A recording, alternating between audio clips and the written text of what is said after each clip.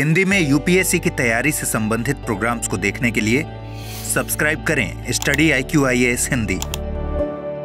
नमस्कार साथियों, मैं कुणाल आप सभी का study IQ-IAS Hindi YouTube channel पे स्वागत करता हूं। हमारी आज की क्लास में हम लोग बात करने वाले हैं गोल्ड मॉनेटाइजेशन स्कीम की।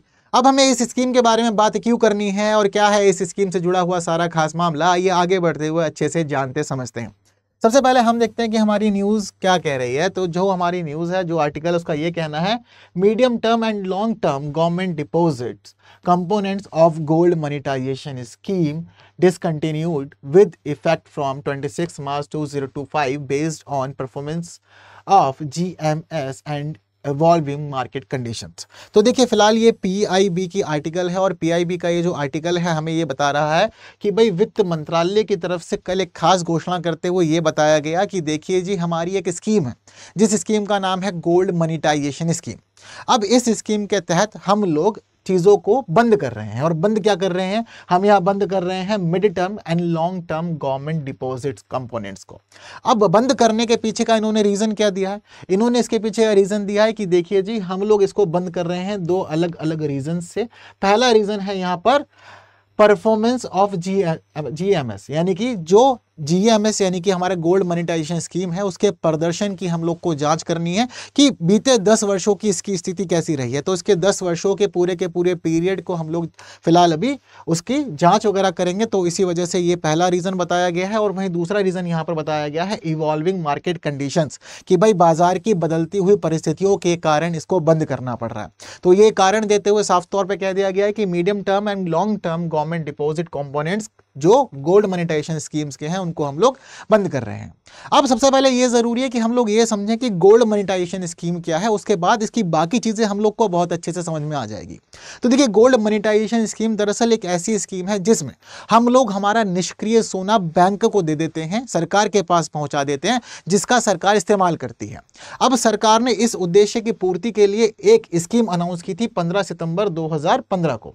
ठीक है, तो 15 सितंबर 2015 को सरकार ने एक स्कीम अनाउंस की थी जिसको नाम दिया था गोल्ड मॉनेटाइजेशन स्कीम। अब इस स्कीम को अनाउंस तो 15 सितंबर 2015 को कर दिया गया था, लेकिन ये स्कीम लागू होती है या लॉन्च होती है 5 नवंबर से। ठीक है, 5 नवंबर 2015 से हम देखते हैं कि इस स्कीम को लॉन्च किया जाता है और उसके बाद सभी चीजें इसकी शुरू हो जाती है। अब शुरू इस प्रकार से हो जाती है कि सरकार कहती है कि देखिए, हम लोगों ने कुछ खास उद्देश्य रखे हैं। सरकार से पूछा गया क्या उद्देश्य रखे गए, तो सरकार ने कहा देखिए, सबसे पहले और खास बात तो यह है कि हम लोग दीर्घावधि में यानी कि लंबी अवधि के दौरान सोने के आयात पर देश की निर्भरता को कम करना चाहते हैं। हम सभी ये बात जानते हैं कि भारत के घर घर के अंदर सोना बहुत ही अच्छे से हमें देखने को मिल जाएगा। जिसकी जैसी कैपेसिटी होती है, जिसकी जैसी अर्निंग होती है, वो अपनी अर्निंग के हिसाब से गोल्ड को अपने पास रखता है। और वो गोल्ड अलग अलग रूपों देखने को मिलता है, चाहे वो नेकलेस हो या वो रिंग हो या फिर वो चेन हो या फिर वो कुछ और ज्वेलरी हो सकती है। तो हम लोग देखते हैं कि ज्वेलरी के अलग अलग फॉर्म्स में जनरली हम लोग घर में ज्वेलरी गोल्ड की रखना पसंद करते हैं और स्पेशल ओकेजन्स पे उन ज्वेलरीज को पहनना भी पसंद करते हैं। बट क्या ज्वेलरी को बनवाने के बाद में और ज्वेलरी को पहनने के बाद में हमें कोई इकोनॉमिक प्रॉफिट होता है? क्या हमें कोई आर्थिक लाभ मिलता है? नहीं मिलता। और मान लीजिए कि जब तक हम लोगों के पास में कोई स्पेशल ओकेजन नहीं होगी तब तक हम लोग उसका इस्तेमाल भी नहीं करेंगे और वो हमारे घर के अंदर अलमारी में या हमारे बैंक के लॉकरों के अंदर ही रखा रहेगा। इसके अलावा उसका कुछ और काम नहीं होगा। अब सरकार यहाँ पर यही क्या बता रही है आप लोगों को कि देखो, हम लोगों के पास ना बहुत सारा निष्क्रिय गोल्ड है, एक ऐसा सोने की स्थिति हमारे पास बनी हुई है जिसका हम लोग इस्तेमाल नहीं कर रहे हैं और उसके हमें आर्थिक लाभ तो बिल्कुल भी नहीं मिल रहे हैं। तो ऐसी स्थिति में सरकार ने कहा कि देखो, आपके पास जो सोना पड़ा हुआ है, आप वो सोना हम लोगों के पास लेकर के आओ, आप हमारे पास जमा करो, हम उसका इस्तेमाल करेंगे उत्पादन उद्देश्यों के लिए। ठीक है, जो प्रोडक्टिव ऑब्जेक्टिव्स हो सकते हैं हम उसके अंदर इसका इस्तेमाल करेंगे, आपके गोल्ड का यूज करेंगे।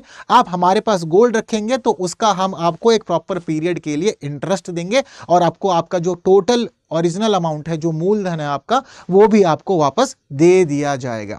तो जो मूल है वो भी मिल जाएगा, साथ साथ ब्याज मिल जाएगी। तो आपका क्या होगा कि जो सोना आपके पास कोई प्रोडक्टिविटी के लिए काम में नहीं आ रहा है, सिर्फ रखा हुआ है अलमारी के अंदर या लॉकरों में, उससे आपको आर्थिक लाभ भी होगा और सरकार का काम भी हो जाएगा। देश की डिपेंडेंसी जो है इंपोर्ट के ऊपर वो कम हो जाएगी और साथ साथ चालू खाते घाटे को भी हमें कम करने में यहाँ पर इस गोल्ड के माध्यम से मदद मिलेगी। तो 3 अलग अलग यहाँ पर आप लोग को मैंने ऑब्जेक्टिव बता दिए। दीर्घावधि में देश की सोने के आयात पर निर्भरता को कम करना, चालू खाते घाटे को नियंत्रित करना और परिवारों के द्वारा या संस्थानों के द्वारा हमारे पास पहुंचाए गए सोने का उत्पादक उद्देश्यों के लिए उपयोग करना। ये 3 अलग अलग उद्देश्य सरकार ने यहाँ क्लियरली बताया। जिसके बाद हम देखते हैं कि 5 नवंबर 2015 को इस स्कीम को शुरू कर दिया गया। ये स्कीम चलने लगी। अब ये स्कीम चलती है अलग अलग 3 रूपों के अंदर। इस स्कीम के अंदर अलग अलग 3 कंपोनेंट्स हैं। पहला कंपोनेंट है इसका शॉर्ट टर्म बैंक डिपॉजिट। ठीक है, ये जो शॉर्ट टर्म बैंक डिपॉजिट होता है, ये शॉर्ट टर्म बैंक डिपॉजिट चलता है 1 से 3 साल के लिए। ठीक है, 3 अलग अलग कंपोनेंट्स होते हैं। पहला क्या होता है इसका शॉर्ट टर्म डिपॉजिट। ठीक है, शॉर्ट टर्म बैंक डिपॉजिट इसको हम लोग कह सकते हैं। तो ये हमारा जो शॉर्ट टर्म बैंक डिपॉजिट होता है, ये बैंक डिपॉजिट जनरली हम लोग देखते हैं कि इसकी अवधि बहुत ज्यादा कम होती है। कितनी अवधि होती है इसकी? तो मात्र और मात्र 1 से 3 साल की अवधि के लिए ही इसके तहत सोना जमा किया जाता है। ये इसका लॉकिंग पीरियड है। इसके बाद जो हमारी दूसरी स्थिति होती है वो कौन सी है? उसको हम लोग कहते हैं मिड टर्म, यानी कि मध्य अवधि सरकारी जमा के रूप में इसको हम लोग जानते हैं। और इसके अंदर जो अवधि होती है वो होती है 5 से 7 सालों की। ये इसका लॉकिंग पीरियड है। इसके अलावा तीसरी हम लोग की स्थिति होती है, तीसरा जो कंपोनेंट है वो है दीर्घकालीन सरकारी जमा, यानी कि लॉन्ग टर्म गवर्नमेंट डिपॉजिट। इसकी अवधि होती है 12 से 15 साल की। ठीक है, तो ये इनकी पूरी की पूरी स्थिति है। अब एक्चुअल में हम लोग देख रहे हैं कि जो लॉकिंग पीरियड बन रहा है वो लॉकिंग पीरियड 3-3 साल का ही है, शॉर्ट टर्म, मिड टर्म या फिर लॉन्ग टर्म के अंदर। हालांकि वर्ष की अवधि सब जगह हमें अलग अलग देखने को मिल रही है। यहाँ अधिकतम अवधि 3 साल है, यहाँ पर अधिकतम अवधि 7 साल है और यहाँ अधिकतम अवधि 15 साल है। तो इस प्रकार से अलग अलग रूपों में जो भी व्यक्ति चाहे या जो भी संस्थान चाहे वो अपना सोना जहाँ पर जमा कर सकता है। और हम लोग देखते हैं कि सिर्फ बात यहाँ पर परिवार के सोने की नहीं है, बल्कि कोई भी हो, चाहे आप एक कंपनी है, चाहे आप एक ट्रस्ट है, या फिर आप कोई मंदिर है या गुरुद्वारा है या कुछ और भी है। तो ऐसी स्थिति में अगर आपके पास सोना रखा हुआ है और वो निष्क्रिय है, आपके किसी काम का आ नहीं रहा है, वो आपको प्रोडक्टिविटी नहीं दे रहा है, तो वो पैसा आप यहाँ पर लेकर के आइए, सरकार को दीजिए। सरकार सभी चीजें आपको फिर इसके माध्यम से बढ़ा करके देगी, आपको इंटरेस्ट दिया जाएगा। अब दरअसल ये सारा का सारा जो काम हुआ करता था, बहुत सारे लोग जिन्होंने इसका लाभ उठाया होगा उनको तो पता होगा कि भाई वो कैसे और कहां पर अपना सोना पहुंचा सकते हैं जिससे उन्हें ये लाभ मिले। अब जिस समय सरकार ने ये बताया यहां पर कि भाई 26 मार्च 2025 से हम इसकी मिड टर्म और long term government deposit components को बंद कर रहे हैं, तो इसका अर्थ क्या हुआ?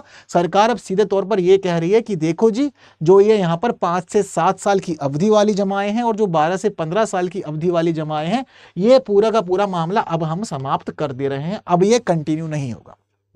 पर शॉर्ट टर्म डिपॉजिट का क्या मामला है? ये जो शॉर्ट टर्म बैंक डिपॉजिट है, तो यहां पर ये जो शॉर्ट टर्म बैंक डिपॉजिट है, ये जैसे चल रहे थे वैसे ही चलते रहेंगे। और फिलहाल जो सरकार के द्वारा घोषणा की गई है, वो घोषणा भी इस प्रकार से की गई है कि जी जो हमारे शॉर्ट टर्म बैंक डिपॉजिट थे, ये शॉर्ट टर्म बैंक डिपॉजिट अपने रूपों में बरकरार रहेंगे, चलते रहेंगे। ये शॉर्ट टर्म बैंक डिपॉजिट्स को चलाने के लिए बैंक के विवेक का मामला सारा रहेगा, यानी कि जो बैंक है वो बैंक वाणिज्यिक व्यवहार्यता के आधार पर अपने विवेक का इस्तेमाल करते हुए शॉर्ट टर्म बैंक डिपॉजिट्स को कंटिन्यू करेंगे। ये सारा मामला उनके ही पास में है।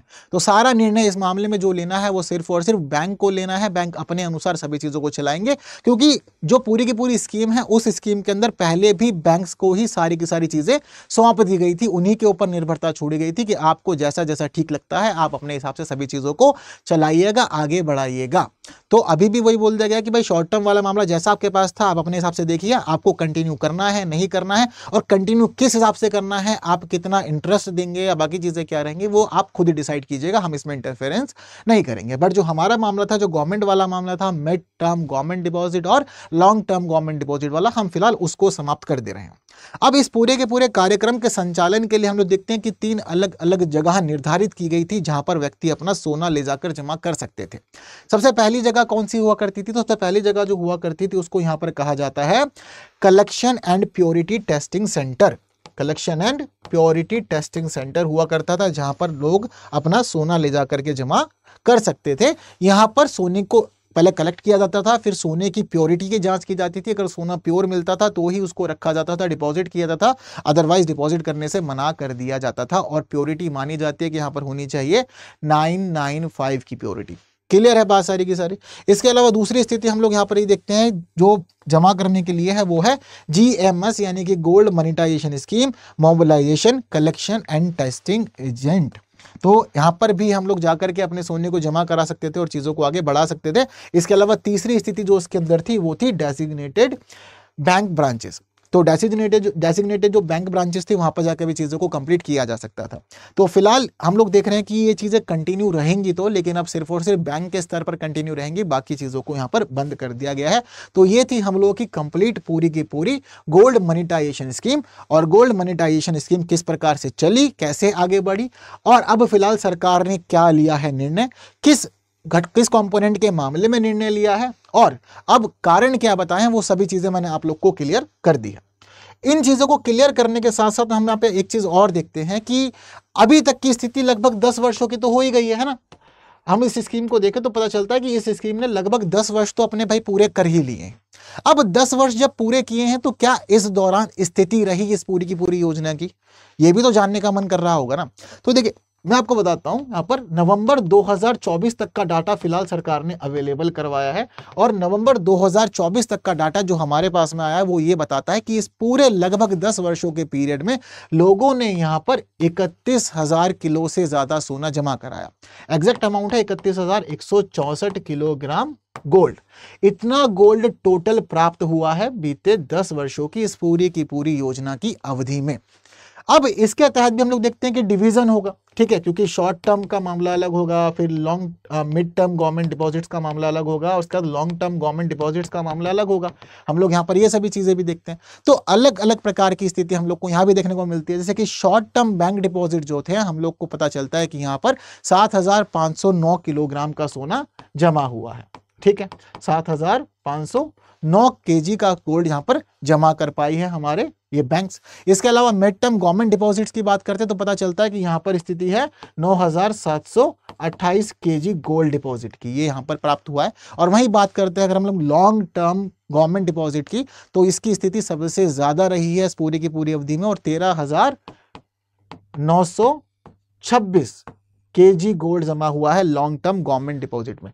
तो शॉर्ट टर्म बैंक डिपॉजिट के अंदर 7,509 KG, mid term government deposit में 9,728 केजी, और लॉन्ग टर्म गवर्नमेंट डिपॉजिट में 13,926 केजी का गोल्ड जमा हुआ, जो टोटल बन जाता है 31,164 केजी। ठीक है, ये पूरे 10 वर्षों की इसकी अवधि रही है। वहीं दूसरा मामला हम लोग को पता चलता है कि इस दौरान जितने लोगों ने यहाँ पर अपना गोल्ड जमा किया है उनकी संख्या है 5,693। कुल इतने जमाकर्ता यहाँ पर मिल गए हैं इस योजना के तहत। क्लियर है बात सारी?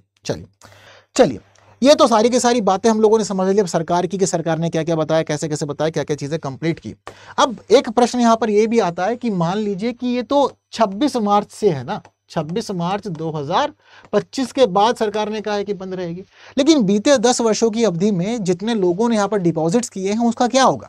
क्योंकि हम देखते हैं कि जो मिड टर्म गवर्नमेंट डिपॉजिट की कहानी है वो तो कहती है कि भाई 5 से 7 साल तक का है लॉकिंग पीरियड, और वहीं जो लॉन्ग टर्म गवर्नमेंट डिपॉजिट है वो तो 12 से 15 साल की अवधि बताते हैं। इस स्कीम को तो शुरू करे ही अभी 10 साल हुए हैं, तो ऐसी स्थिति में अब इन लोगों का क्या होगा जिन्होंने यहाँ पर अपना गोल्ड जमा कराया हुआ है? क्या वो डूब गया या फिर कुछ बचा हुआ है उन लोगों को? कहीं ऐसा तो नहीं कि उन लोगों को माथा पीटना पड़ेगा, रोना पड़ेगा, सर पे हाथ रख के बैठना पड़ेगा? तो देखो यहाँ पर भी चीजें क्लियर कर दी गई हैं। तो जितने लोगों ने यहाँ पर गोल्ड डिपॉजिट किया था, तो जो डिपॉजिट किए हुए लोग हैं उन सभी लोगों को यहाँ पर पहले ही क्लियर कर दिया गया कि देखो आपके जो गोल्ड डिपॉजिट की मैच्योरिटी है उस मैच्योरिटी के आधार पर आगे का निर्णय लिया जाएगा, और जो मूल शर्तें निर्धारित की गई थी उन मूल शर्तों के तहत आपने जो विकल्प चुना था कि चाहे आप गोल्ड ले लीजिए या फिर आप कैश ले लीजिएगा, तो आपको उसी में भुगतान कर दिया जाएगा, सारा सेटलमेंट आपका होगा। इसके अलावा यहाँ पर यह भी बोल दिया गया है कि दीर्घकालीन जमाओं के अंदर जितने लोगों ने डिपॉजिट किया है, यानी कि लॉन्ग टर्म गवर्नमेंट डिपॉजिट में जितने लोगों ने अपने गोल्ड को डिपॉजिट किया है, उनको भी परेशान होने की जरूरत नहीं है। जो चीजें निर्धारित की गई थी गवर्नमेंट और बैंक कॉन्ट्रैक्ट के तहत, उसी के अकॉर्डिंग इंटरेस्ट वगैरह बाकी सभी की सुविधा मिलेगी, और लोग जो निर्धारित समय था उसके अकॉर्डिंग सभी चीजों को पूरा करके अपना फायदा जो भी उनको मिल रहा है उसके अकॉर्डिंग अपना गोल्ड उठा सकते हैं। हाँ, यहाँ पर एक चीज क्लियर कर दी गई है कि बहुत बार ऐसा होता है कि हबड़ तबड़ में में लोग आ जाते हैं, जैसे कि अब सरकार ने तो अनाउंस कर दिया बंद हो गई, अब लोगों को लगेगा कहीं हमारा सोना ना फंस जाए, पैसा ना डूब जाए, हम घाटे में ना चले जाए, तो कई बार लोग सोचते हैं निकालो, जल्दबाजी में निकालो। अगर कोई व्यक्ति समय से पहले, यानी कि जो पीरियड है आपके गोल्ड डिपॉजिट का, अगर आप उस डिपॉजिट का पीरियड पूरा होने से पहले उस गोल्ड को विड्रॉ करना चाहेंगे तो ऐसी स्थिति में पेनल्टी लगेगी, जुर्माना लगेगा और कटौती भी हो सकती है। ये कुछ आपको फेस करने पड़ सकते हैं। अगर आप मैच्योरिटी के लिए वेट करते हैं, पूरे टाइम पीरियड तक का इंतजार करते हैं, तो बिल्कुल जो चीज़ें निर्धारित की गई थी उन निर्धारित चीज़ों के अकॉर्डिंग आपको इंटरेस्ट भी मिलेगा और आपका जो प्रॉपर जो आपने मूल जमा किया था वो भी आपको वापस दिया जाएगा। यानी कि जो गोल्ड था आपका वो आपको प्रॉपर मिलेगा, चाहे आप कैश ले लीजिए, उसकी जगह पे आप गोल्ड ले लीजिए, जो आपको ठीक लगता है आप वो ले सकते हैं। तो परेशान होने वाली बात यहाँ पर कोई नहीं है।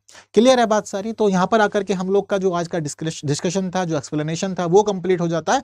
और इसी के साथ आप लोग के लिए मैसेज ये है कि स्टडी IQ IAS हिंदी हमारा मेन प्लेटफॉर्म है जहां हम लोग मुलाकात करते हैं। बाकी ये और प्लेटफॉर्म भी है, टेलीग्राम, इंस्टाग्राम, फेसबुक और एक्स का, जहां हम लोग मिल सकते हैं। आप लोग इस QR को स्कैन करके सीधा पहुंच सकते हैं मेरे टेलीग्राम चैनल पे, ठीक है। तो बस फिलहाल सेशन बहुत ज़्यादा इंपॉर्टेंट है, इसलिए ज़रूरी है कि आप लोग इसको बाकी साथियों तक शेयर ज़रूर करेंगे। जिन्होंने सेशन को लाइक नहीं किया है जल्दी से लाइक कर दीजिएगा। और बस ऐसे ही इंफॉर्मेटिव वीडियोस देखने के लिए ज़रूरी है कि आप लोग बने रहें study IQ IAS Hindi YouTube channel पे। बाकी आज के लिए दीजिए मुझे फिलहाल विदा, बाकी बातें होंगी आने वाली और क्लासेस में। थैंक यू सो मच, जय हिंद। हिंदी में UPSC की तैयारी से संबंधित प्रोग्राम्स को देखने के लिए सब्सक्राइब करें स्टडी IQ IAS हिंदी।